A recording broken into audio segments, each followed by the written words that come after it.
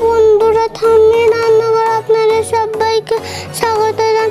আজ আমার ঠাম্মি বানাচ্ছে পিঁড়ি চিংড়ি মাছ দিয়ে চচ্চড়ি। ভিডিওটা সবাই শেষ পর্যন্ত দেখতে থাকুন। পেঁয়াজ কলি, বেগুন, আলু, সিমগুলো কেটে নেওয়া হয়েছে। পেঁয়াজটা কুচিয়ে নেওয়া হয়েছে। হলুদ সর্ষে, কালো সর্ষে, লঙ্কা নিয়ে নেওয়া হয়েছে। চিংড়িটা নুন হলুদ মাখানো আছে। কড়াইতে তেল দেওয়া হলো। চিংড়ি মাছগুলো ভেজে নেওয়া হচ্ছে।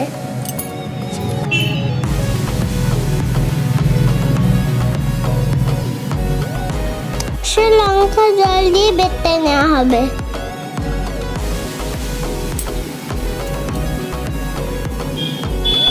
বাটা হয়ে গেছে। চিংড়ি মাছগুলো ভাজা হয়ে গেছে, তুলে নিচ্ছে। তেলে একটু পাঁচ ফোড়ন দেওয়া হলো। এবার পেঁয়াজ কুচিটা ভেজে নেওয়া হবে।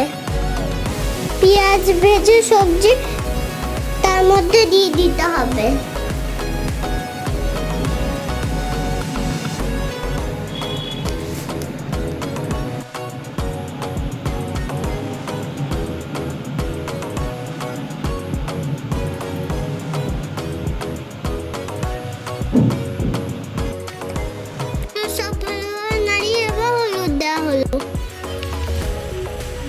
স্বাদ মতো নুন দেওয়া হলো।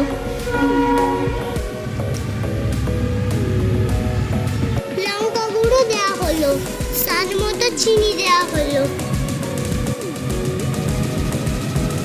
এবার সব একসাথে মিশিয়ে দিতে হবে।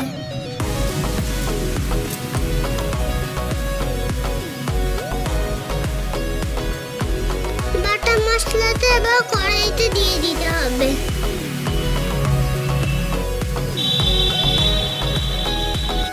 এবার ভালোভাবে নাড়িয়ে চাড়িয়ে দিতে হবে।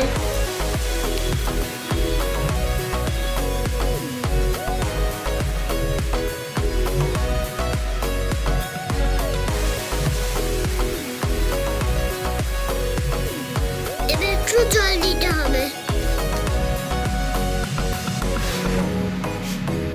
এরপর বেগুনগুলো কড়াইতে দিয়ে দিতে হবে। দিয়ে ভালোভাবে নাড়িয়ে চাড়িয়ে দিতে হবে।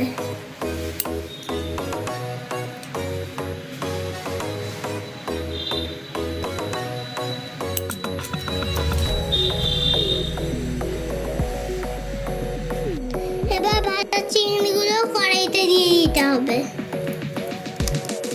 দিয়ে ভালোভাবে নাড়িয়ে দিতে হবে।